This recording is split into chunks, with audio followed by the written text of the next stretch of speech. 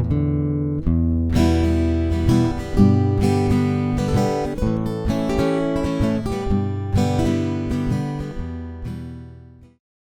back to Bread and Butter, where we are serving up the basics for Hearthstone improvement. This is episode 135, and I am joined, as always, by Pylet. Pylet, how are you today? Doing well. How are you? I'm doing fantastic, and that's 2 weeks I get the order correct, so I think I'm back on track. And as one of our favorite guests is joining us tonight, we have the Robert Warshack. Warshack, how are you today? I'm doing great. Happy to be here, guys. So, what have you been doing inside of Hearthstone lately? Inside of Hearthstone, we just got that mini set, and I've been trying to get decks to work from those mini set cards, and it's been a journey. You quest, a pilgrimage, if you will, to try to get some of these things to perform at any level of above 50%. So yeah, that's been my current last week's quest, is try to figure out how to make this mini set work with what we have and where we're at. Well, fantastic. You come up with anything interesting, or you want to save that for deck talks after? Deck talks. We got some spicy stuff. We have some spicy stuff. All right. Pylet, what have you been up to? Similar. I have not had as much time to play just because it was a really busy week at work, like it seems to always be once school has started back up. So played around a little bit with some new decks, a little bit with some old decks when I wanted to, make sure that I was testing stuff for Conquest lineups to still have one more week of THL, I think, for us, and then started the Coin Concede listener series, so making sure I've got decks for that. So for old decks, I've still been kind of jamming the Nebula Shaman. It's a fun deck, a lot of interesting decision points and trying to figure out, what the best way through the game is, until you can get to some of the bigger Nebula scams and whatnot. And then I did go and I started an arena run mainly because I have the Win 5 Other Modes quest I still need to finish this week, and ended up getting offered Stewart the Steward. So I have a Dude Paladin going. I have like 25 of my cards cost 4 or less, so it's a great time. So looking forward to kind of playing a little bit more of that. Fantastic. And for me, I just hit D5. I haven't Legend yet, and I've been playing some of the weirdest stuff I've ever played, honestly. But I've been trying to make things work. I've really enjoyed the Elemental Shaman. I know it's not really good, but I took what Pylet gave me. He had a shell, and I took out some of the bad cards, which they were probably better than what I put in. But I put in Incendius and Triangulates, and you added bad a couple cards. Hexes. I added bad cards. But I put in a couple hexes too, which has helped out a lot. And I've read that for a while, but I've also tried to make some weird stuff work. Like I have been working with a Rycleaver Hunter, which has been a lot of fun. Yes. But hey, you'd be proud. It's given me probably my most popular clip of all time so far on the YouTube. So that's awesome. So it's something, right? And I tried to also make because I really hate Protoss Priest, so I tried to make a Bomb Priest. So I have Explodinator, and I'm trying to protect it, and I have Resuscitate and all that. And I've gotten a couple wins, but it's not a good deck, and I know that, but I'm having fun with it. And then I also tried to make a Mask Druid work with the Ziliax. So you try to get Ziliax down, that doubles, but you put a mask on it so it's stealthed, and you kind of survive a couple turns, and then you punch him in the face. So we're trying a bunch of random stuff, and that hasn't been working. So I've been climbing with the Elemental Shaman a little bit, and I'm kind of switching over to some of the Blood DK or the BB Blood Unholy DK, whatever it is, and that is good. I just want to get to Legend, get it done with, and try to experiment with some more things from there. I've also played a lot of that Egg Paladin, which has been fun. Apparently it's not good, but Pylet's a true believer, and I'm kind of in the middle. You are. Yeah, so basically you play the Egg, and then you launch a starship, and then you play Hellion, and then you have constant. And then you can, use bones and stuff to put it on something else. And it's a lot of fun. But I'm having fun, but now it's time to move on to better decks and try to finish up things. But Warshack, what have you been doing outside of Hearthstone? Outside of Hearthstone, in regards to other games, it's been a lot of WoW Anniversary, to be honest. I actually, right before this, was playing WoW Anniversary, which you popped in and said hi. But yeah, it's been a lot of fun with friends. The more I seem to play it, the more people from my Hearthstone stream seems to join us. So our guild is actually doing pretty good. We went from like 2 people, 3 people. Now we can consistently get like five people together to do quests and PvP and stuff. So WoW Anniversary has been good. And that's just a prerequisite to TBC, because they're going to re-release that. So that should be pretty fun. And besides that, I mean, that's pretty much it outside of Hearthstone in regards to gaming. There was no PoE this time. I'm not doing that. Season 3. And then, yeah, that's pretty much it. Just WoW. It doesn't have to be just gaming too. This is your whatever. So if like you're like, hey, I hit a new PR bench in 350 this week, we want to hear about that too. WoW has overtaken the gym. I need to get back to the gym actually, and I wasn't gonna bring that up. We need to start going back to the reason. It's just been WoW. It's been a lot of WoW. So yeah, the gym is we start back tomorrow. So you can't be skipping leg day. No. Pylet, what have you been doing outside the game? A lot of work. Just a lot of beginning of the school year stuff. So we had our beginning band recruitment last week. So I had a late night there where we had quite a few kids come. We had about 50% of the grade come, and I know that there's a handful that couldn't make it. So really excited for them to get started. Had another football game and different things like that. So just kind of continuing going with the band stuff. And then I did go today, finally made it back for like an open league play for the normal store that I go to for Lorcana. Didn't have much time to piece together decks because with this set they did a rotation. So all of my decks needed a little bit of tweaking because they had cards that are not standard legal anymore. Didn't have much time to do that, so I kind of grabbed the deck that needed the least changes and threw in enough cards to make it work. And I definitely took out some cards that I shouldn't have as I was trying to play around with stuff. So I'll go back to that, but I've been really enjoying it's technically a tribal deck. It's an allies blue steel deck that is a lot better than I expected it to be and can absolutely flood the board and then have explosive draw turns. So I've been really, really enjoying that. And it's been better than expected, but looking forward to having a little bit of time to maybe experiment with some decks, especially now that that first year's rotated. I actually have a better chunk of the cards and can play closer to meta decks if I want to. I'm not sure if I will, but it's an option now instead of, oh, this is what I have and let's see what kind of works.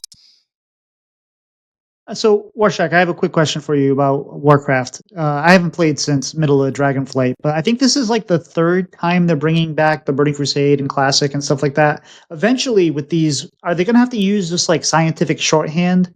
Because, instead of saying 650 million, you write it as like 6.5 times 10 to the 8 or something like that. Like, are we going to be doing that with like, hey, is it the Burning Crusade 3 times 10 to the 7? Yeah. Because it seems like they're just kind of...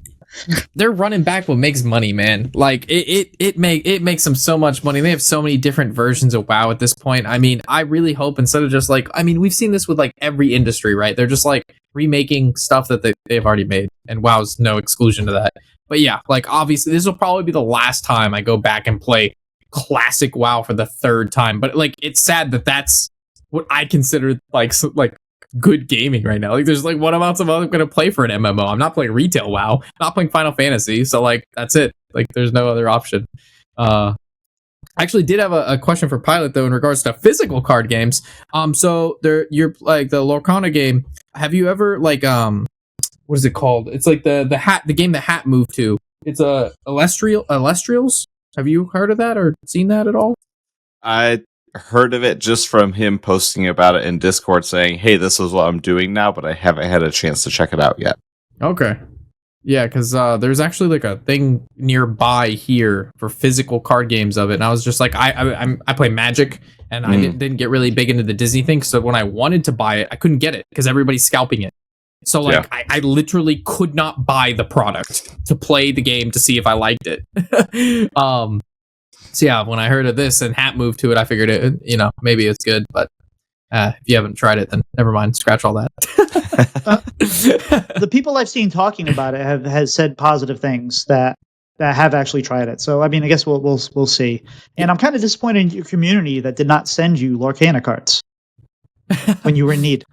Well, I was just curious. I was like, I at the same time as One Piece and Lorcana, those were kind of like happening at the same time, and I couldn't buy One Piece and I couldn't buy Lorcana, and I'm not ordering it online because I've already heard the terrible stuff with card sellers and opening boxes, resealing boxes. Like, I'm not even gonna chance it. Like, if I can't buy it from the store or a card store, I'm just not gonna do it. So, yeah.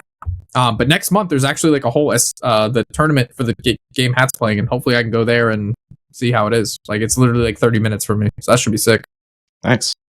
Yeah. I'm sure if you start making content, Hat can get you into some kind of program. Yeah, I owe him a drink, so hopefully I can get him a beer while I'm there. That's my main goal. I think we all owe him a drink or two or three. every Hearthstone player owes that man a drink. But for me, I haven't really had much work's been good as far as I'm finally getting access to some things I need to get access. It's been a long slog to get to where I need to go, and things are finally starting to fall in place, which is good. Outside of that, it rained a lot this weekend. Didn't do much, just kind of chilled, played a little bit of Minecraft with the kid, played some, like I said, some bad Hearthstone decks and some Civilization, and just did some stuff around the house, and that's about it. But Pylet, do we have any news this week? We do have some news.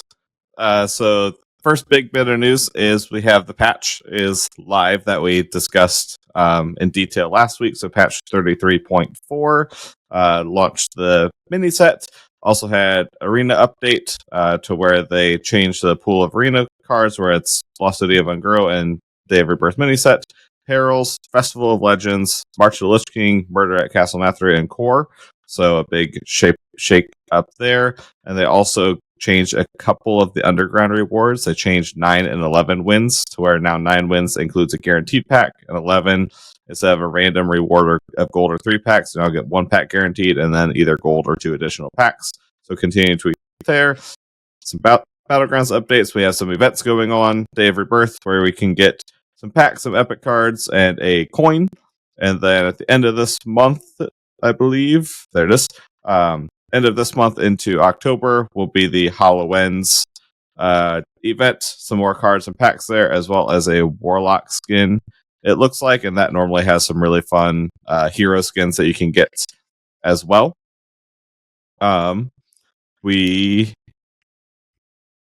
also have, with that, there's a couple known issues that I did want to bring up because they are ones that I ran into right away. Lie in Wait, the rogue quest, is currently banned. I think it's still banned. It's not changed on the known issues at this time. I think I saw it was causing disconnects. I don't know how. By the time that I got online to play, it was already banned because I went to copy in a deck code and it wouldn't copy, and then I went to just build it myself and it wouldn't let me put the card in. There is an issue with Torga right now, the 4-mana legendary that draws a Kindred in card that activates it. It's only drawing 1 card. So if you play that and draw 1 card, that is a known issue. And there's also reports of Elise causing disconnects with a Dark Gift. I'm assuming that's if Elise has a Dark Gift on her. So if you play Elise with the Dark Gift and things seem weird, try reconnecting to the client, and hopefully that gets you back into the game. I mean, to be fair, even if we find out that, even if they unban the rogue quest, you're never going to know because you're never going to see it. I was going to attempt it. I was going to see if it bumped up to like 32% win rate with the weapon. So yeah, I bet I maybe try. I tried to make a rogue. What's it called? The what's the spell that puts everything back in your deck? Yeah. I tried to make a Quasar rogue quest. But now you have the weapon that'll draw you 2 cards. That could work, right? To be fair, I did it in casual. I actually went to casual. I did not try this on the ladder. I'm not that crazy. Then a couple improvements with some visual bugs and whatnot. You can check the patch notes for that. There is also, if you have not noticed, the big moving button in the client. There's another Dark Moon Fair. We've ranted about that enough. We're going to move on from that. So Yeah. Any other comments on the patch? Hold on. Oh, go ahead, Tito. Let's. So we all know our feelings. No one needs to pay $158 for a pet. I would gladly pay $10 for a pet. I would gladly make achievements for a pets, but this is stupid. Warshack, what are your thoughts on the pet? I mean, they're the same as everybody else, man. Like, we heard the feedback from the first pet. No one liked it. The wall of just like the gambling and the percentages, it wasn't good. Then they're like, we heard your feedback and we'll do better. And then they ran back the same exact thing with 0 changes. So like at this point, it's just, it is what it is, and you have to accept that we heard your feedback and we don't care. We're gonna run it back. Like it's not good. So it's just a disappointment at this point. You know what I mean? Like, it's just sad. Like, I'm not gonna, it's not the dev team's fault. It's not the people making it. The people working on the game, I feel like they are passionate. It takes quite a bit to work on Hearthstone and love Hearthstone and want Hearthstone to be the best it can. They're not the ones coming up with prices. They're not the ones coming up with the monetization strategies. It is a person unnamed, because if they were, it would be really bad for them on Twitter and everywhere else.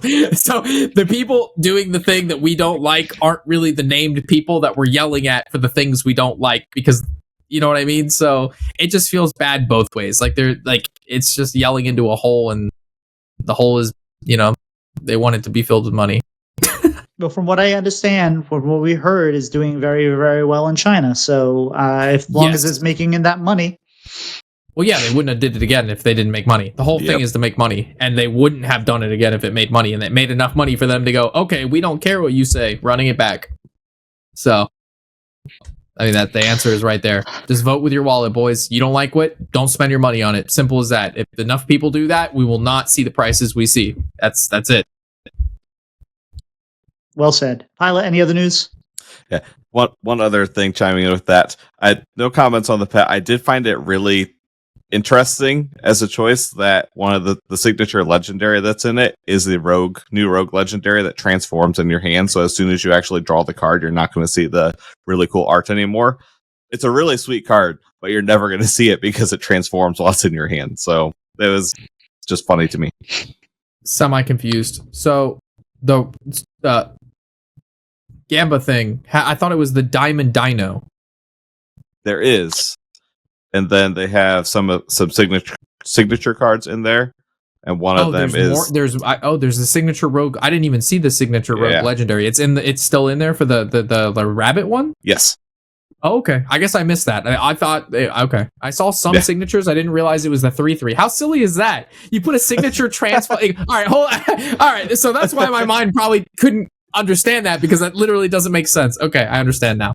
Yeah. All right. Well, they had that happen before too, though, right? Where you had if you had the Kerrigan Diamond skin, and then you played Kerrigan, I think it reverted you back to just like the normal Kerrigan hero. Brilliant. Which was boggling to me. Brilliant. Anyway, Pylet, news. Then last bit of news, we do have the announcement for the Summer Championships for the Masters Tour.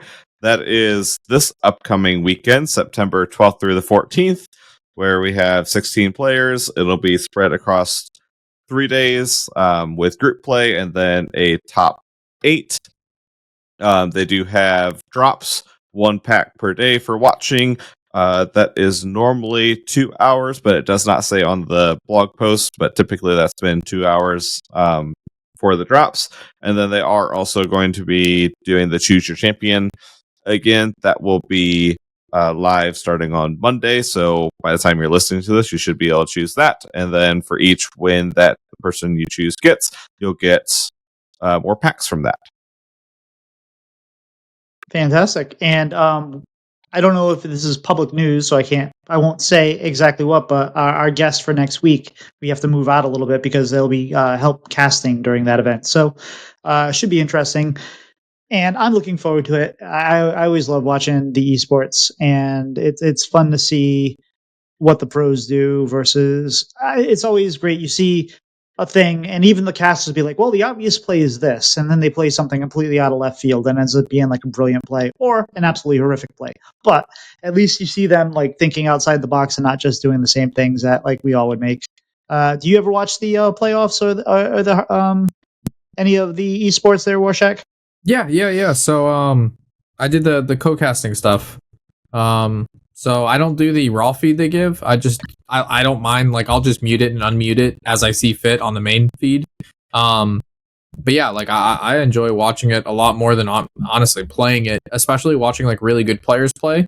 Because you know the way you get better is you watch someone better than you. You do the play that you're gonna do. They do the play that they're gonna do, and then if it's not the same play as you're gonna do, why did they do that? And like for your play versus their play, and then obviously you have to remove like the caster vision thing where you can see your opponent's hands. You can't be like, oh yeah, they have AoE, so I'm gonna play around it. No, like play the game as if you cannot see your opponent's hand, right? Like that's kind of hard. But that's how you get better. And I honestly play the best Hearthstone in regards to like how I feel I'm playing and ranks that I'm playing at when I watch better players than me. Which I don't watch too much Hearthstone nowadays because I just play it so much and edit it so much. But when I did watch it a lot, and when I watch tournaments, I know like a week after that, if it's still the same meta, like I play at a higher level, like for sure. And especially if I'm playing similar decks to them, or if I'm playing against decks that they were playing, because I know what they want to do, and then I can do things that stop the popular decks. So yeah, like if you were a newer Hearthstone player, intermediate Hearthstone player, and you want to get better, watch these tournaments. They're good for you, especially if you're trying to get better. But yeah, I enjoy co-casting them. Long answer. And if you no, that's great. This is a podcast. If we don't talk, then it's kind of boring. And if you don't want to watch the entire thing, or if you don't know what to watch, a lot of times just wait till after the tournament. Or make sure you log in and try to watch it, because we want to see those numbers go up. But if you wait till afterwards, people will have kind of feelings on which matches were really good, and you can focus. If like you don't want to spend hours upon hours watching this, you can say, oh hey, the McBanner face series was really really good when he went off against Pocket Train or whatever like that. Like so you can get like the good matches or the interesting ones anyway. Is there any other news, Pylet? I do not believe so, other than new decks to talk about. I did have a question. Yes. So, we actually got the last tournament, like what was it, like about a month ago we had one. And what did you think about Pocket being one of the casters now? Like that's new. That was cool. Did we like that? Yes. I liked it because he brought a different aspect to the casting, because the casters that we have, like Lorenda and whatnot, they know what they're doing. Otherwise, they're really good at the game, but you get the 0.1% and then you get the 0.01%. And I like kind of the feedback he gives and whatnot. So I thought it was interesting, and I thought he did a pretty good job to say it wasn't something he usually does. What do you think?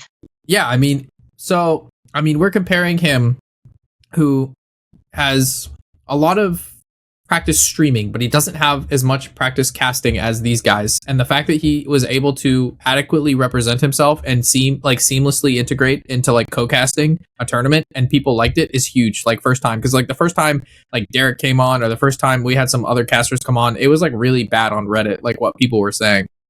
And the general consensus of Pocket coming on was really good. He did a really good job. I met him in person. He's very personable, and I think he like translated that into casting as well, as he was just like a very personable, knowledgeable. He's our former world champ. Like, so it was just like really good to see. Like, I like that they did that a lot. I think he was a good inclusion. So definitely made it fun. Because losing Frodan was huge. Like Frodan was so good at casting. I miss him so much in our scene. Yeah, I think you'll probably like the next caster they have coming up too. So we'll see how that goes. But I like that they're kind of mixing it up with the people that maybe are usually in the tournament but aren't in that particular one. I hope they keep doing that, and we see a little bit more. Yes. Is this hidden knowledge? I don't know, so I'm not going to say. Okay. I don't know either, because they do have the forecasters listed on the blog post. Oh, so, if they're listed on a blog post, so I don't know if if someone's being added as a guest or if they're co-casting it. Well, tell me who the four people that are listed as the normal four. I closed it already. Sottle, Lorinda, Raven, and Edel. Eloise. Yeah. Okay, no. So, yeah, your former matchup there in the Friday Night Fight Nights. No, it's not someone on that list. So, we will not break that news and get in trouble. Although, I guess no one's told me not to. But yeah, we're not. We're still. We're not. No We're squeaky faucets. No squeaky faucets. no squeaky faucets. I hate leaks, and not that this would be a leak, but I think we just maintain It's our me. integrity here. I'm casting. I'm just kidding. Yeah. Okay, but before we move on to the thing, I have a question for you, Warshack.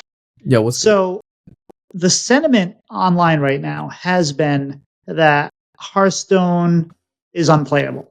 And I think that sentiment is lazy and incorrect. Now, I think there's lots of problems. There's $158 pet problems. There's the new cards not hitting problems. There's whether or not you're having fun problems. There's a million things that you can complain about. But right now, I think the meta is fine as far as like the decks. There's a wide variety of decks to play. They may not be interesting. There's a wide variety of there's 17 or 18 tier 1 or tier 2 decks. It's fairly balanced. You're not being overwhelmed by the same necessarily the same 2 decks all the time, although there's some there. So I think that saying that Hearthstone is unplayable is lazy. I think that you can complain about things directly, but I think that the game itself is playable. What are your thoughts on that? Okay. So there's just a lot to unpack. I could speak on this for probably hours. But the main gist is Hearthstone to 95 to 99% of the player base is a great game to play. I talked on this probably in our last podcast. I had a buddy of mine who hadn't played Hearthstone for a few years. He was, I would say, about a silver to gold level player, and just in regards to knowing card games, no tempo, no value. And the game he was playing at bronze to platinum, that's not the same game we play at legend every month. Us hitting legend every month, we are in the 1%. There are people to this day who have played from Hearthstone since inception till now and have not hit legend. That is a normal thing. So, our view on Hearthstone is so unbelievably skewed. And because we're all friends and we're all a community and we pay attention to Twitter and we pay attention to Reddit, we're in the 1%. The vast majority of people log on every day on their mobile device, their tablet, they play for an hour a week and they log off. And their experience with Hearthstone is nothing like us. For them, Hearthstone is a great game. It is a game we don't know and will never recognize. We don't play the same game as them. They are so happy and joyful. They are frolicking. They frolic, my friend. We do not frolic. We complain on Reddit and we complain on Twitter because the game is obviously unplayable. But for the other 98%, the game is actually very good. The game is actually so good they sell $158 pets and ignore us and then rerun the $158 pets because people are frolicking. So yeah, the game is super good if you are a casual player. If you play anywhere between 1 to 5 hours of Hearthstone a week, this is a really good game for you. If you like strategy card games, there's a ton they've done so well in you got the loner decks, you have end of the month rewards, you have tavern pass, you have quests. There's a million things for you to do if you don't play the game full time or 2 to 3 hours a day like we do, right? So, I mean, that's the take there. But yeah, if you're a competitive player, you want to really hammer a game out, play it a lot. This game has a lot of problems at the higher, the legend ranks, the top 1K, top 500, top 250. The more niche we get, the closer we zoom in, the more problems we see. But we zoom out to the 98%. The game is good. It's fine. No, it's the best of the card games that you can play online. Hands out. Nope. Yeah. So and all I mean is that all those problems exist and a lot of people are not finding it fun, and I completely get that. But I'm just saying that you can log into Hearthstone, find a deck and play it, and it's fine. It just may not be what you want to do. It's not unplayable. No, you can log into Hearthstone, have not played before, get a loner deck and hit legend. If you are confident with strategy games, 100% you can do that. You can hit the highest rank in a game with a free deck they give you upon just completing what is the basic tutorial. That's insane. If you can't do that in Magic, you can't do that in any of the other online card games. So, I mean, that to me is very good. Very good. I was gonna say that's what I did when I started playing.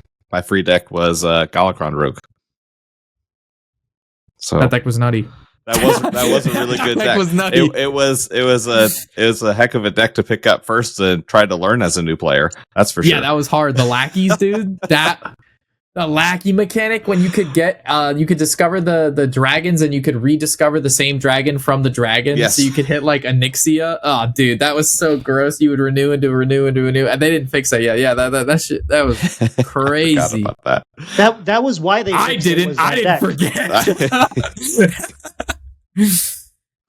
Yeah, they fixed it because of the Alexstrasza issues. Mm-hmm. Just completely getting Alexstrasza giving you Alexstrasza, and they're like, no, we can't do that anymore. That's not fun.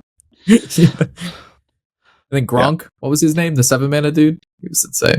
Yes. Gronk. I think Gronk is either the tight end for the Patriots from a decade ago or the AI on Twitter. Something like that. I don't know. Yeah. Gronk lackey guy, and then it was Togwaggle too. Oh, and then the pick. Oh my god, the deck was so good. Yeah. I will say, but those things were fun. Those were fun things, whether they were broken or not. Like that was, and that's the thing, right? Going back to what we were just talking about, those were the fun things to do in Hearthstone, and there's a lot less of that right now. Yes, I will say a lot of the discourse does come, I think, from people who do find themselves in those very narrow pocket metas. Top 1K is always going to get narrow because that's what that player base is. They're going to find the 4 decks that are the best, and those are going to be really high percentage for popularity. You're not going to get much outside of that, and that's just a nature of that beast. And I feel like that's not unique to this meta.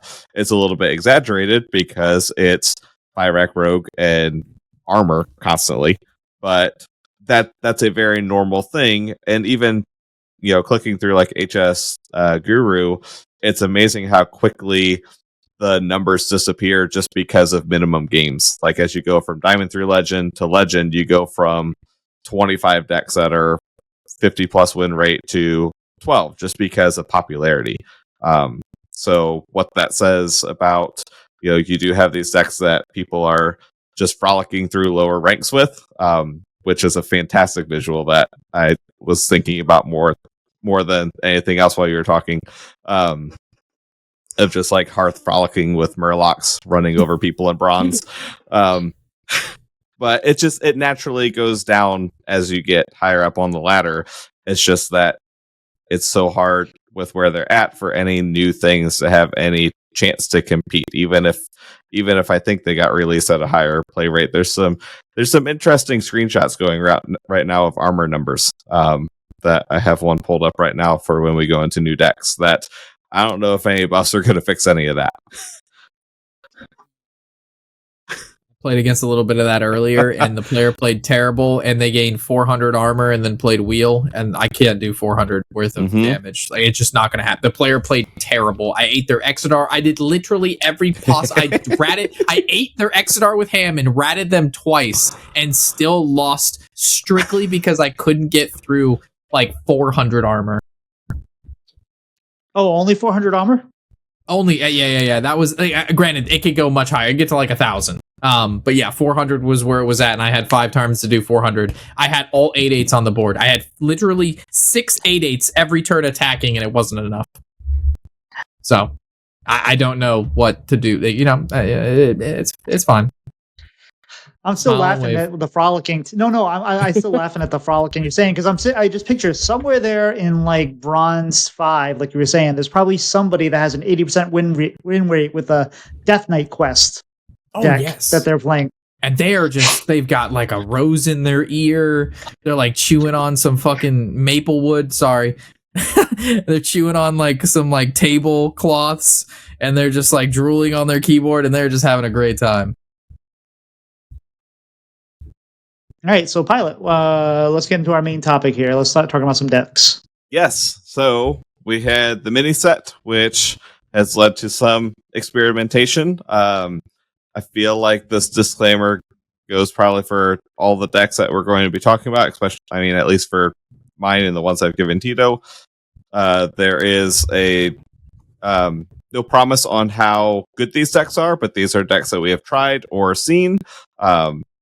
spoiler, a lot of the top of the meta list are still the old things, but there are a couple of new cards popping up into some of those lists. I know for me, I've been mainly playing the Terran Egg Paladin. I'm like, wow, I got it the first day. I went like 7-0 with it that first night. I'm like, this feels really, really strong. I think it was 7-1. I lost to a DK that just leeched me for like 5 turns in a row while I drew my deck backwards. But I'm like, this feels really, really strong. And then I looked at the meta report on Aegis Guru, and it was 35%. I'm like, oh, I don't know. I'm winning with it. So I'm still at like a 70% win rate with it. So I've been enjoying that. But yeah, it uses a handful of the Terran cards because you just want to discount the starship and launch whatever starship that you happen to have as early as possible. Because in the 4-drop Hellion transforms into Hellcat, which gives all your other minions +2 attack and rush. And then you have the egg, or 2 eggs if you cube it on board, at least 2. And then you just make 20/20s and clear their stuff. And against some decks, they just concede on the spot. I run over Protoss Priest with this constantly. If you can survive against an aggro deck and get that swing, there's nothing that they can do. Death Knights are less fun. Much less fun. Death Knights and Warriors. But I've been enjoying that deck. And then, as Tito had said, I sent him a Cinder Asteroid Shaman. In my defense, I did tell him that some of the cards were experimental. I'm like, I know how these cards perform in this deck. I know how Triangulate feels. I wanted to try a couple other things because the only way to find out if another card is better is to try it. And then you can compare, oh, that feels better than Triangulate. That feels worse, because I was trying Emerald Bounty because we're running Asteroids and I wanted to try drawing 2. But that deck felt okay. I ran somebody over on turn 5 yesterday to where I went coin Slide Claw into Slide Claw, and it was against a druid that, since I saw the first one, they thought that they had time, so they went double New Heights on that turn, and then they just exploded because I did a ton of damage to them. So that's kind of what I've been experimenting with, at least. I've been doing the same thing. Like I said, I've been playing a lot of that deck. I did tweak it a bit. Like I said, I actually added a Meteor Storm to it too, just because it helps with some of the. It's not a good card, but it helps with some of the aggro decks, and it's actually helped me a lot more. And plus, more asteroids is fun. And I did take out a couple things, but it's enjoyable.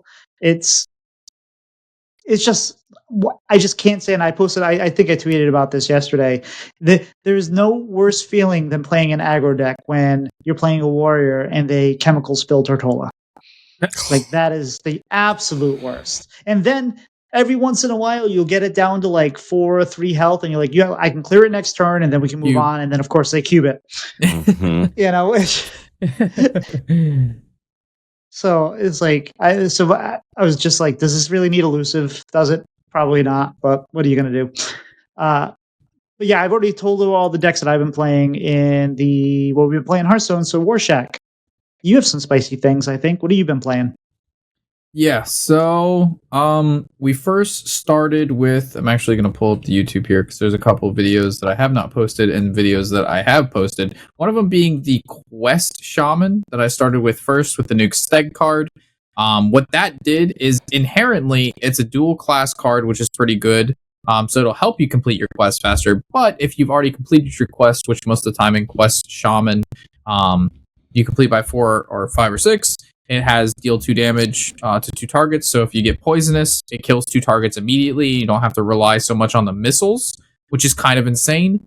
And then again, if you don't have that, you just can play it naturally. The Dragon Warrior with the new the Great Korax, that's very good because you can egg that and then you can clear, and then if they clear you back, you have another clear, and that deck had none of that. We also had, so we have the Control Warlock deck with the mask with the Starship stuff, which we all know about. So Quest Priest is also in an interesting spot with the new mask card with the quest, because the problem was the card didn't have lifesteal and you had no way to come back. Now you can use the mask on the Quest Priest, and then you use Raza. And the cool part about that is the Raza can reshuffle the same card 5 times. So if you have 4, so the quest splits into 2 parts, and then each one has reborn, so that's 4 cards, right? And then you can either play like a Yor, a 4 mana 4/4, the Dark Demon guy, or you play a cube, and shuffling any of that into your deck is very good with Raza, and then they find Raza back.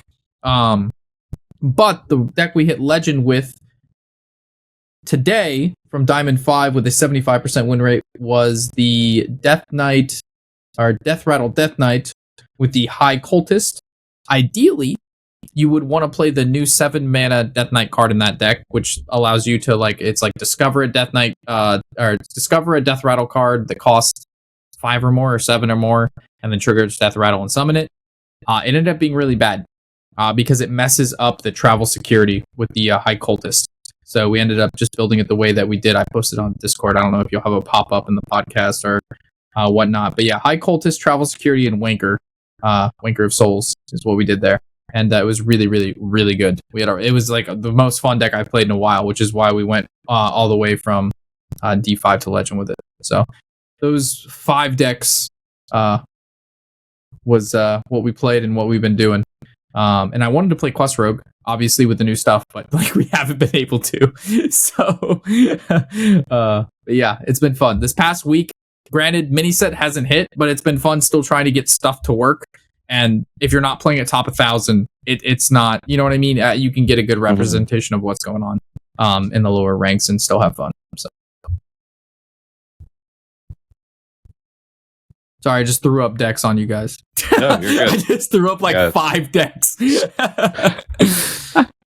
No, you're good. I was trying to find my tab that I was in again. Yeah, there's definitely been a couple cards that I've seen more of than I expected. I've seen a lot more egg than what I expected. Granted, I didn't expect to see it at all past the first 5 hours. And people have just been finding excuses to try that out in decks that's actually been okay. I think last week when we were talking, we all laughed at Bat Mask, and then it definitely blew up in our faces with some Warlock. We'll get to that in a little bit. That's disgusting. So there's been some better stuff through this than what I expected, for sure. I think that's still very all over the place, but I know I've seen at least more experimentation than what I expected to see. The one thing we haven't seen that is, I think, what they probably thought we would see is the Hunter card, the legendary that eats the thing to the right of it with egg. And it's it eats your right. It's like a 12/12. It's such a bad card, but you're if there's ever a time you're going to use it, it'd be when you have this egg, and it's always perpetually there. And still, no one's even trying it. Yeah, I mean the problem is it costs the same mana. It's not even like you curve into it. You'd have to have coin to make that work. It just doesn't it doesn't flow. That's why no one's trying it, right? It makes sense, on paper, yeah, that could be used for that. But the problem is that it doesn't even feel good, right? It's just, I don't even know. Does the card even have Rush or Taunt? The 3 mana at 12/12? It's just vanilla, right? So you're summoning 2 vanilla just giant homies. Yep. But yeah, I mean that's spicy, but yeah, it's sad, right? It just doesn't flow. Yep. You can summon them just in time for Wild Pyro Poison Breath. 4 mana, destroy your entire deck, what it's built around. So, that's what we've been playing. We kind of go through some other things that we've seen. These are just things that I have either seen people kind of talk about in Discord or things that have been shared on Hearthstone top decks. So in Death Knight is still plenty popular. There's not a lot of use for the new cards in it. I have seen quite a few people putting in Egg just because it pairs really well with Corpse Explosion, keeping that cycle going, and then generally you have the 20/20 afterwards. And with Egg, most decks that are running Egg are also putting in the Ooze that eats it and puts the bones in your hand, especially Death Knight, because then that is 4 mana for a 21/21 charge. at some point whenever you want it. So that's kind of what I've seen most from there. I know I tried out a little bit of, I think it's Eltress had shared in Coin Concede called it an omelet quest DK, to where it's running a bunch of eggs, and then the new spell Soul Rest Ceremony. I did not have much success with it. I think I played two games. The first one, I did the thing, I got the Reborn, I did all the stuff that I was supposed to do on the quest reward, and then it got instantly transformed or poofed or something like that. And then the second game, because I'd been playing too much of the Paladin with an aura that was giving rush, I misread the DK spell, and so I'll give your minions +1 attack and rush. That is not an aura for the turn. That's just the minions that are on board. So I used that, I ran the egg in, and then I stared at the second egg that I couldn't do anything with, and was very disappointed. So I thought you were going to summon a 2020 on turn 4? It wasn't turn 4. I didn't draw that well. Okay. So you thought it was a rush aura, my boy. I didn't You read had the card. high hopes. You were frolicking. You were frolicking. I was. I played too much of rush as an aura, and then I totally messed it up. So, because I even played it before I made the trades, I had some death rattles on board that I would have traded the second half in, and I didn't do it correctly. So, I don't know. I know Warshack, you talked about you played the Death Knight. I haven't seen much other experimentation in Death Knight though. Yeah, no. It's pretty much just the no hands list, which I think he was doing the egg with the ooze, and he did the bad stuff. That he's really doing well with both DK and Warlock. But yeah, I haven't seen much out of just like the egg and the ooze out of DK. I mean, there's hand buff still, but it doesn't. I don't think it actually runs any new cards. No. So, Demon Hunter. I don't think I've seen a single Demon Hunter on ladder. Really? The past couple days. Before the show, I lost to a Quest Demon Hunter. Juicy. You faced a unicorn. Yeah. I'm sorry. Yeah, they played the He was playing your modified elemental deck with me. No. I was actually playing Death Knight. I think I was playing Starship, or maybe not. But it was I wasn't even really paying attention because I didn't realize they were playing Quest. I just was, I was doing things, and they played the new spell that summons the 3/2/1s. Oh my god! That have immunity that turn, and I was like, okay, that's fine. And I cleared and I looked up, and I was like, I'm dead. I'm like, what just happened? And I saw the quest reward. I was like, oh, they're playing Quest. My bad. So my fault for not paying attention, but they got there. I don't think Quest DH is honestly that bad in certain matchups, because the ball hog they changed the bug now. So like the ball hog, once you complete your quest and your opponent kills ball hog on their turn, it does 4, which is 4 lifesteal. Which is kind of a big deal. So it's if you have that deck versus most aggro decks and you just draw ball hog, you just win, because you have so many ball hog regs. It does 2, it triggers during your opponent's turn, you're giga chilling. Insidious hits for 4, because they're always going to kill Insidious as soon as it comes out. Quest reward completes, hitting for 4. Elise in that deck with Raptors. You don't play the 4 mana spell that they came out with. No. Be here, chat. Listen. 5 mana Elise location. 4 or 3 Raptors. Don't go the plus attack. That's what everybody does. You get that for free with the quest reward. I'm just saying. I think I don't think it's bad. It's not good, but it's not bad.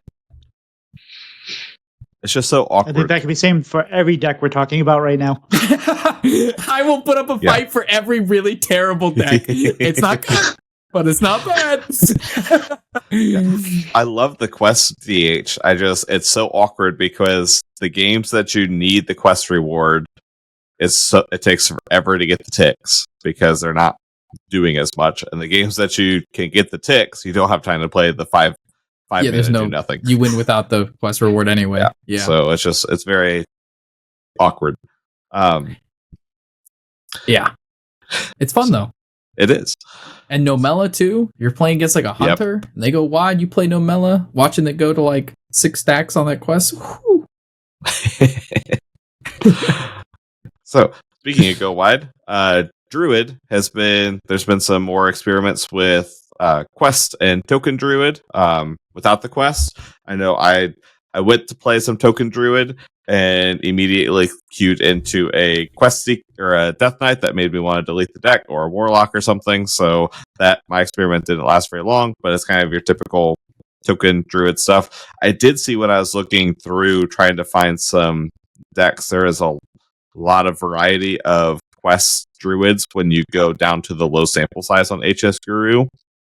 There's an Elise version, because you play a bunch of locations and then you have your board full all the time. And I know that was kind of what we were doing with the starship pieces as well. And a lot of them were in the 52 to 54% win rate range. So there might be something there. It's just super low play rate. So it's hard to tell.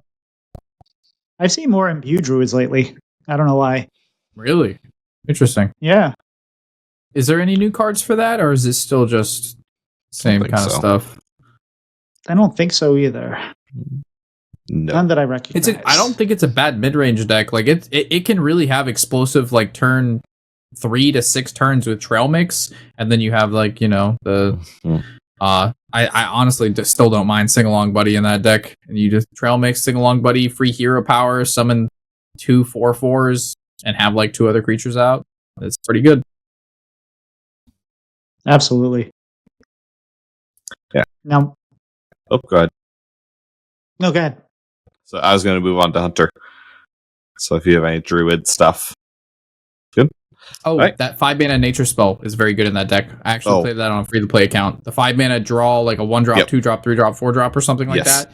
And it discounts super good in that deck. It's very, very good. Yes, it's really good. And it's fine to play without the Kindred as well. So I know I was playing one to where I didn't have as many nature spells, just because I was trying to test a couple other things, and sometimes you just draw 4, and that's A-okay. Yeah. Hunter. So outside of Tito and Rycleaver, only real thing that I've seen from Hunter has been a lot of people have been putting Raptor Nest Nurse in a lot of the more aggressive decks, just because that's a really solid 1-drop. But outside of that, I did see, I want to make sure I attribute this correctly. I think it was being Rachel. Yes. Had made a Mask Hunter with Amalgam. So you put the Devilsaur Mask on Adaptive Amalgam, so it always is 8/8 in charge when it gets shuffled back into the deck. I feel like that's probably more of a meme than a meta thing, but if you are a Hunter enthusiast or Sidisi, go nuts with that. They really trying their best out here. So I could see that being fun, especially if you can tutor that with Fishing Rod later in the game with that second copy of it, and just summon an 8/8 charge out of your deck. But that's very much frolicking through magical Christmas land. Yeah. I mean, it stinks that Hunter really, because before we had like all spell Hunter, we had Yogg Hunter. There was like a decent amount, I feel, at one point of Hunter decks. Now it's really, there's just one Hunter deck that's good generally. There's not, and it's generally token, aggro, beast. There's not a lot of, flavor here for Hunter. I feel kind of bad. But yeah, the Amalgam, give it charge, Fishing Rod. That's some Willy Wonka stuff right there. That's good. That's what I'm here for. I'm glad they're out there trying their hardest, trying to make Hunter do something other than what Hunter has generally only done, which is smork. So what do you think about the quest, though? Because the quest seems like it's almost there. It just probably needs like another, maybe like a 7-drop or another 7, something to help it kind of tick a little bit. It doesn't feel that bad, but it doesn't feel like it's there enough. I'm going to be honest. I have not played any quest Hunter, and I'm not going to give insight or thoughts on something I have not tried. Like, I can't, like, it's just not, to me, it doesn't even seem fun. Like, I'm glad they changed the Discover to you get to pick it instead of random, because before you would get Octosari, what was it, 25% of the time or something? Because that was like, so. It was like 4, there was only 4 options at that mana cost or attack, and that was just like unplayable. So it being discovered narrows it and makes it a lot better, especially with Scout, the 1 mana 1/2, which I've seen people use in that deck. So you get like so many rewards. However, it's just like, I don't know what it is with Hunter. It's just not a deck that I find that like fun or like engaging. And it's, I don't know. It's just, I got no thoughts. See, I'm confused at the whole, I'm not going to give an opinion because I have no experience with it. Because have you never been on the internet before? I mean, I've played against it, and I've they've done things to me I don't like. But most of the time, the Hunter decks just explode. Like, if they're playing Quest Hunter, they just explode. So. That's fair. Mage, pretty much, only thing that I've seen is what kind of everyone saw coming with the Techiosaurus being put in both Quest Mage and Skyla, with coins discounting it. Decent little taunt for doing something that you're already wanting to do, and then also going to kind of group this in with it. And the obvious cards that we saw for Paladin, Quest Paladin, just tossed in the new Rush Murloc Elemental. I think it's a kindred that gives all your minions Rush. Broom is good, and you don't have to think about the kindred because it's a Murloc deck. So I haven't seen much else with those two at all. I don't know if I've seen much of anything from either of them. No, I've seen plenty of Quest Paladin. I've seen plenty of Imbue Paladin. I've seen plenty of Arena Paladin. But yeah, no, I've only seen 1 or 2 Egg Paladins, and that's usually they usually mess it up. So that's been pretty good. Not surprising. Paladin players making mistakes. It's no surprise there. They're used to just playing the green card. Yeah, this is very much not a typical Paladin deck. I can definitely agree with that. Yes.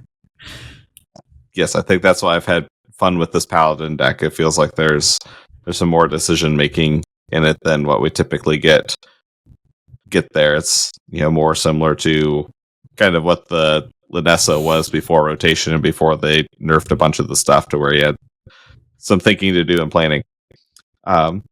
Priest, I haven't run into much other than Protoss Priest. I think that the cards that they got are good. I just haven't seen them. I'm running into Quest Priest a little bit more often. Okay. That's kind of spicy. I haven't seen any.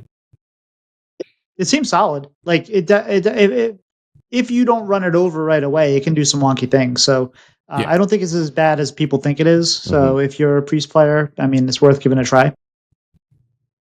I think it would be a nice mix up from Protoss, dude. I'm so tired of Protoss. Like, I get it, man. You can summon all these rush minions and then resuscitate twice, and then you just draw a million cards. I get it. The amount of time I get BM'd more from Protoss Priest than any other class in the entire game. They will sit there with 0 mana Colossuses, like 4 of them, and they'll just hold them until like the last hope. It's the most tilting thing ever. I don't know what it is with the Priests, man, but they. Oh. I'm with you. I cannot stand Protoss Priest. I cannot stand the deck. It's like, I used to love Shadow Priest. Like, the Shadow Priest decks were great, and now but this is not it. This is just painful. Well, the funny thing is the Mothership, like Protoss Priest, at one point was really fun, and it was pretty niche, and no one played Mothership or anything like that. But now with the Resuscitate changes everything. I think you just change that deck so it just doesn't give Reborn, and it's pretty much fixed. It becomes like a high tier 3 deck, and I think that's where it should be, given like just the swings it can do with the random Protoss cards and all the Resurrects and Rush it has. But yeah, you can you can even bring that card down to 4 mana and just remove like Reborn, and that's fixed. Then it makes it fair. I can agree with that. I can see that if it needs to change. I don't know. I find it interesting. If it needs a change, are you crazy? If it needs, it'll be fine. It'll be fine. You're crazy. It'll be fine. That deck is terrible. It's also super predictable, which helps kind of curb. Yeah, you're gonna get wrecked, and you know it ahead of time. You know you're gonna die. You just know it ahead of time. Just play Paladin. Just play the Terran Paladin. I've been the answer is dumpstering not Protoss to Priest. play the drooling deck. No. Oh. No. Just play Paladin, he says. It's a new Paladin, at least. It's disastrous. It's Egg Paladin. Diabolical. I forget what I was even going to say there now. So, yeah, it is interesting how we went from playing the Protoss cards as just charge in aggro priest to now actually playing the cards how they were meant to be played, 6 months ago, whenever it was released. So it has changed. Yes. Rogue, 5-rack Rogue is still running amok. The biggest change that I have seen is Cycle Rogue has come back again from the dead using the weapon, the Crystal Tusk, I believe it is, because it's a more draw for that deck. So I did run into, I think, one person playing the legendary. I think some people are experimenting with it because there is enough stuff in the meta to where you're okay with just getting a 3/3 copy of something that your opponent is doing. But I haven't seen it much since that first day. But I did get hit with both play House Giants on turn 4 the other day with the weapon. Yikes. So, Tito, you look like you were about to say something. Maybe not. You're muted. I'm trying to remember the name of the card that I've seen in Cycle Rogue. It's the one that we used to see a lot, and now we don't. But now that we draw, it gets cheaper when you draw that turn. Oh, Everything Must Go? Everything Must Go. Like, that's kind of making a comeback, too, because of that weapon.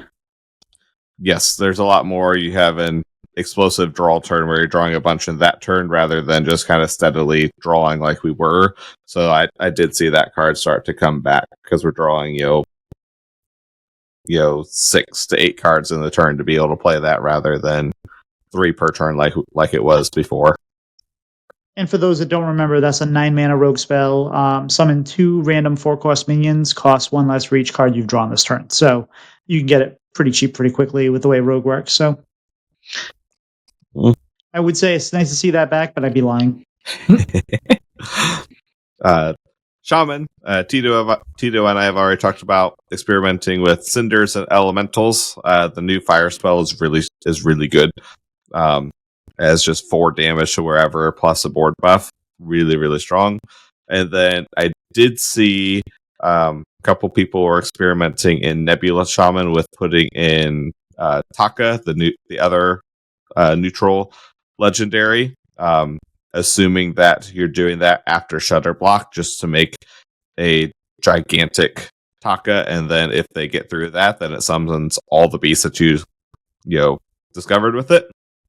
So I could see that falling into that 7 mana slot over whatever else we're doing in Nebula Shaman for 7. Considering I can't remember it and I've been playing the deck, it might be a better thing to put in anyways. Wish Upon a Star, that's what we're doing. So I could see that swapping in there. So any other Shaman shenanigans? No, I think Warlock already talked about the quest. Oh, yeah. Which I haven't seen a lot of. I've seen 2 people play it besides me. I played it for a whole day and it was fun. It was a good time. Yes.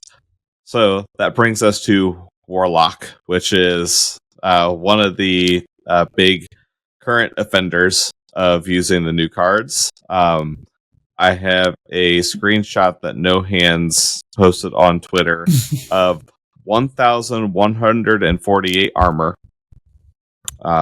On turn 15 with a handful of stuff still. I also have another screenshot of 20 mana and 956 armor. So, yeah, people found how to use Batmask. You do starships, and because of Ysera, you have enough mana to launch it and then have a board full of starships that give you 1,000,000 armor, and then you just never die. Unless it's a mirror and they wheel first.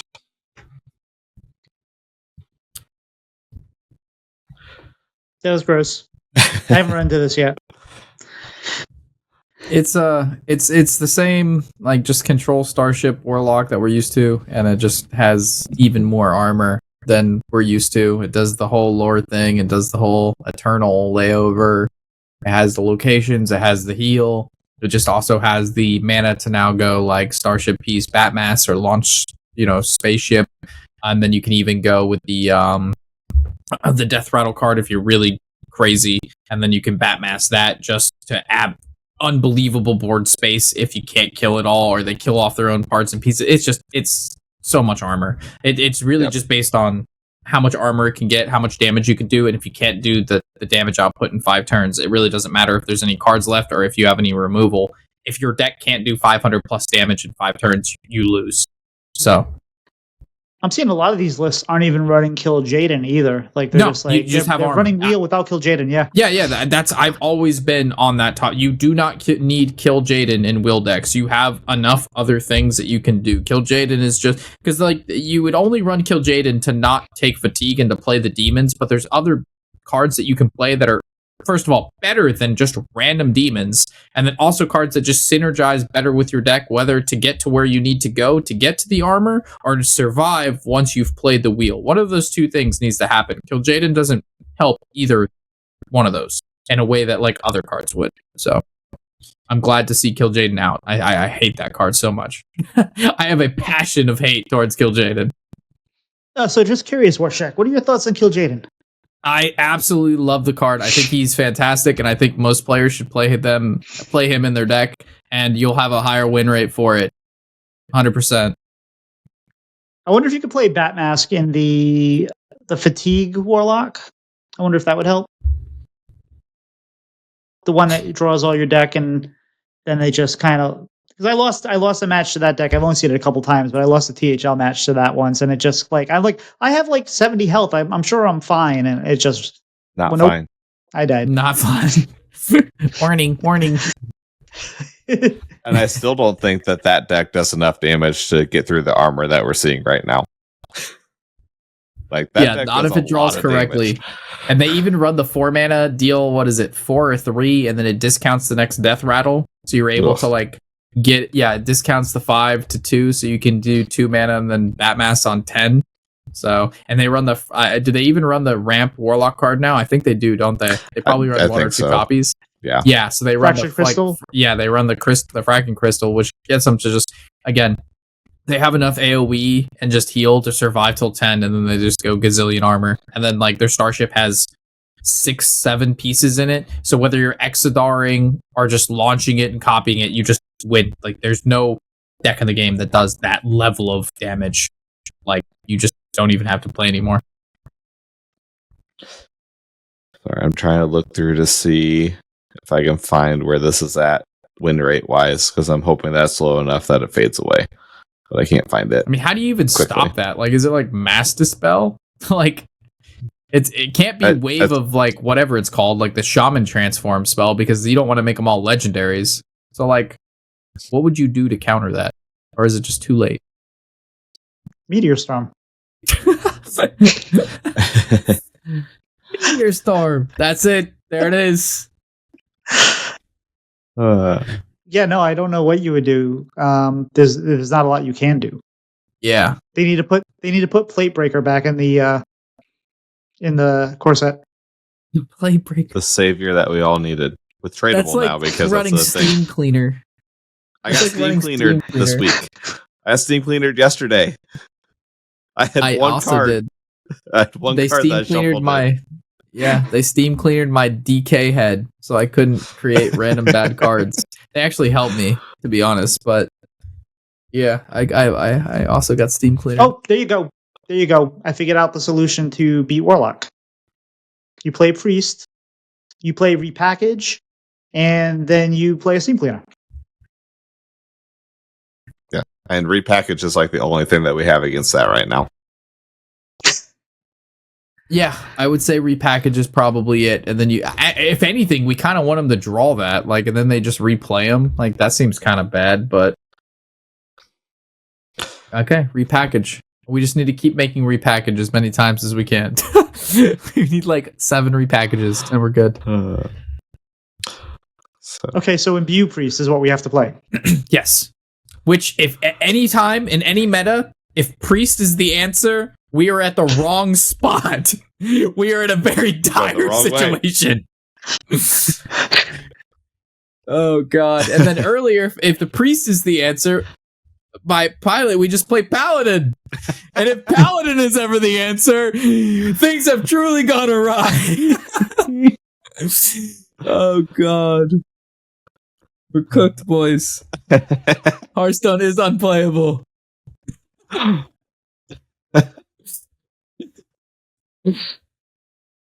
Warrior. Warrior. Warshack talked about the Dragon Warrior. I know I've seen a couple other people playing around with that. I was surprised when I was looking through deck lists to not see as high of a sample of people trying out the new 7 mana spell in Quest. That seems like a really solid card for that. That is probably better than Marin, but it was a super, super low sample size. It's still positive, but it was not being played in a lot of the Quest decks, mainly because most of them were sticking with the Starship package, so that Exodar fills your 7 mana slot for release. But I do think that that's a card that would naturally kind of slot into there. One thing to know about that dragon, when you generate it, I didn't read it right, and it doesn't do the 5 damage to whatever you attack. So like I was playing a game, and I had the game won, and all I had to do was I was playing Death Knight, and all I do was hero power and run into a Divine Shield and then run the guy in. But I didn't do that because I just thought it was going to do the 5 damage and then attack into it anyway and kill it, and that was wrong. So it's every other minion gets 5 damage. So just something to remember. Tito didn't read the card. Yeah, they needed to put the other in all caps instead of the all. I did the same thing when I played the card the first time. I said, wait, hold on. It don't do this? I said, oh, God. I made the same exact mistake. That's like going from birdie to bogey. Mm-hmm. Yeah, it's a very good card. Yes, still good. I was going to ask, off your Nebula Shaman, did you see a significant increase off of the new Priest 5/8 taunt, generate another taunt? Are you getting that at all from the 8 drop from that? Or like has it been negligible? I have not, but I don't think you can discover it. No, because it's a discover, so it has to be class or neutral. Oh, okay, yeah. Because I've been getting it off of the Death Rattle deck I posted. What is it? The Travel Guy can generate that new 8 drop, and that new 8 drop being a taunt in that pool has I see it a lot, and then that generates another taunt, which can be insane as well. So like I've noticed a huge difference. But yeah, you're right. Nebula only does the neutrals and the class. My bad. Okay. Yeah, one of the weird rules. Hey, Warshack, what's the mage spell that you used to play? Light show. Light show. What's your light show right now? What's my light show? What is that? What is the bad card you keep trying to make good? Imbue Shaman. Imbue Shaman is my new light show. I have posted more Imbue Big Shaman than any other deck, and it's so much fun. Like being able to keep hitting like 10 drops, and then you get the 8/8 rush that puts bombs in their deck, and then you hit the Wanker of Souls, and then that resummons the 8/8. It's so much fun. And then you like trade, and then you can evolve, and then you also run the 4 mana like outfitters, whatever, and it evolves it to like the +1, create 2 copies, and then you run double hex. So if you go against a priest, because we hate priests, we can hex their 2 mana 2/2, so they get no discounts, or you outfitters it, and then they finally summon Mothership for like 9 mana, and then you hex that too because we're gonna triangulate because F them, and then they concede, Anyway, it's Shaman. Imbue Shaman. I like it. Nothing worse than generating that 8/8 off a starship that drops bombs when they've already played their Kill Jaden. You shouldn't run Kill Jaden. Nobody When they've played their Kill Jaden. I know, but nobody should play that card. It doesn't go in any deck. It goes in every deck. But people play it in every deck. Every deck has it. It does. And then if they don't even run it, they go Manager, Crown, Kill Jaden. I've seen it. It's happened. It's terrible. Yep. Oh my goodness. Whenever they generate, so I remember I was talking about Tortola and aggro. I had a game where I got through 2 Tortolas with that Elemental Shaman, and I was thrilled. And they generated Tortolas off of Marin. The Crown. Oh my god, diabolical. Diabolical. So there was 2 more. It was just like, are you kidding me? Ugh. But anyway. It just takes 2 more Meteor Storms, man. No. 6. More. 8. 6 Meteor Storms. Well, that's why you got to triangulate your Meteor That's why you got to play Nobu. You got to play multiple Nobus, and then you have to Wanker of Souls, and then copy the Meteor Storm. It's all part of the plan. It's going to be great. It'll make a good clip. I won a game with Nebula Shaman because I got corrupted Shaladrasil in my Nabundu location. Oh, that's fantastic. Oh, it's so good. It's so much damage. I was not winning that game without that. And then I followed it up with another game where they killed my Nabundu and then destroyed the location with the neutral. Demolisher. Yes. I can see these people need to be removed. You don't need to run the Demolisher. That's just not a good card. It's not, and neither is Kill Jaden, but the problem is we're in this spot to where there's so many slow decks that if you don't run Kill Jaden and you're a slower deck, you just lose. Because you fatigue and they don't. This is not, I'm not memeing here, but I am. Before you gave me that Shaman, the Cinder Shaman, I was also playing my own Meteor Shaman because I was like, hey, let's bring this back. And I was doing all right with it. And I did play Ubuntu and I did have Meteor Shower. And it was really nice to get that or Triangulate. No, those are good. Yeah. It fits in that deck. No, for sure. Yeah. It's good. It felt really good to just have a clear. Yeah, and then you also ran like Insidious, and then you could, triangulate with that. Also, if you're going to run that deck, try, was it Living Flame? Living Flame pulls your Volcano, and it pulls your Insidious spells. That's also very nice. Yep. And he's an elemental.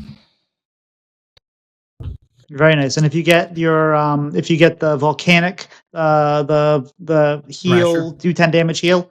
The Volcano, and you get that in there. Baking soda Volcano, you don't get the I don't believe you get the overload when you use it, so it's nice. With Nobu, you still get the overload. I think you do. Are you sure? Positive. I'm 100%. I've had a lot of Nobu, and I've done a lot of baking soda in the game of Hearthstone, and you still overload. Okay, fair. I thought we didn't, but maybe I'm wrong. Obviously, no, you 100%. I trust just you. Like when Yogg casts overload spells, you occur the overload. Well, I get that. But I thought I saw it and it didn't. But anyway, moving on. Any other final thoughts on these decks before we wrap this show up?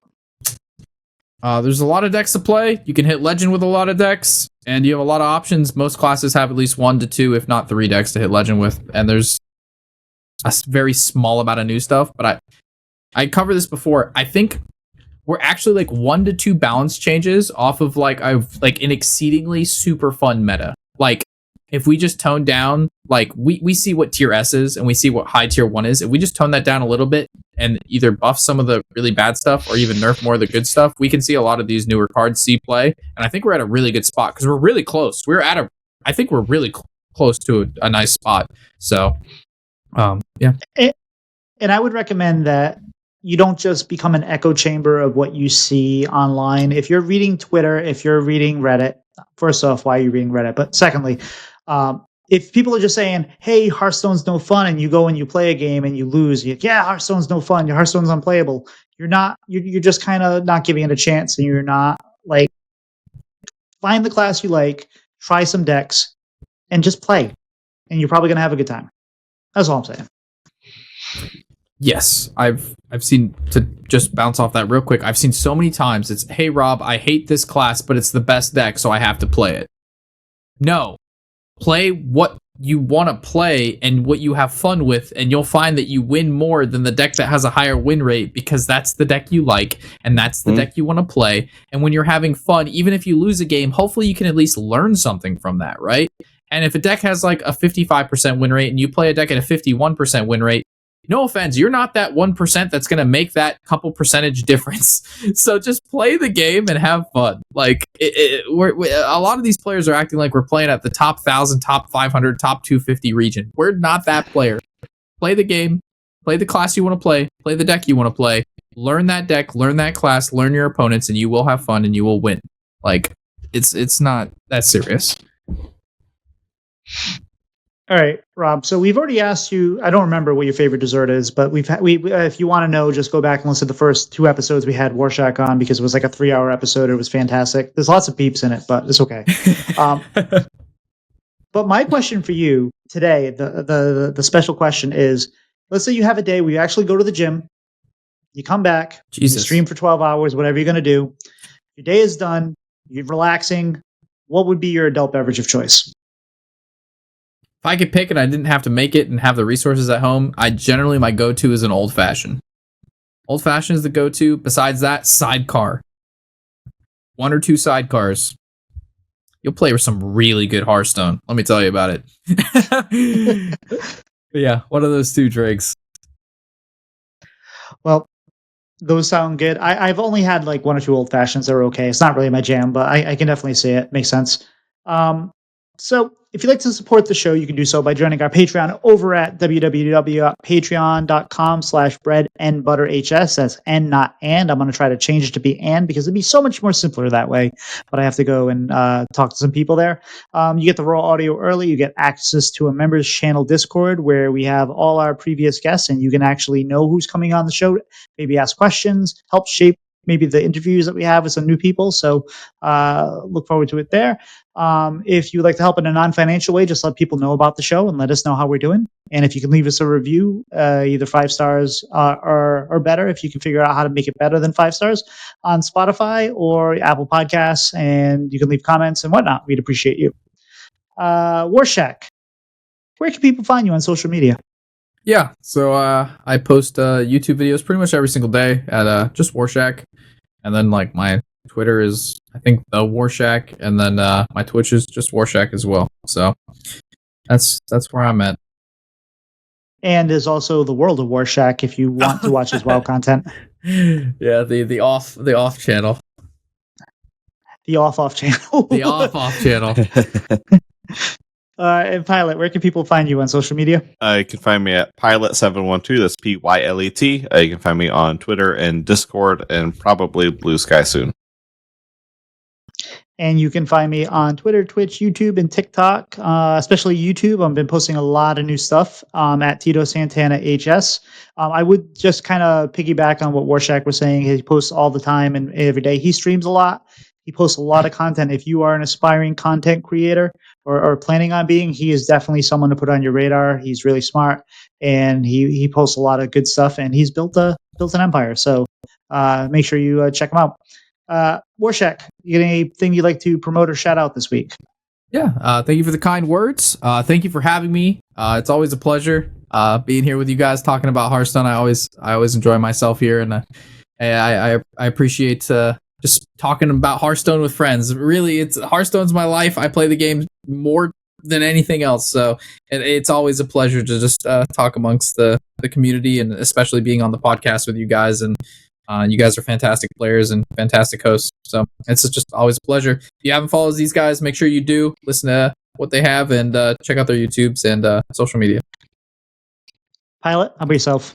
Yeah, give a shout out to you, Warshack, for jumping on a little bit last minute. I think we had to shuffle some things around these past few weeks and upcoming weeks, so thank you for being on. And then special shout out to what we discovered were some of his favorite cards in Paladin, of like SCV and Helligan and Egg.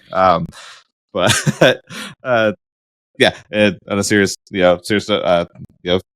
thanks for being on. Always a pleasure chatting with you. And I'm going to thank co-host here, Pylet, and his cats. With Pylet really taking over a lot of things like the show notes and stuff like that, which actually I think has given me more time to actually work on things like trying to get some more content out there for the podcast and stuff like that. So I appreciate all the work you've done and stepping in and helping out. But anyway, boys, I think we're toast. We'll see you. See ya. Later.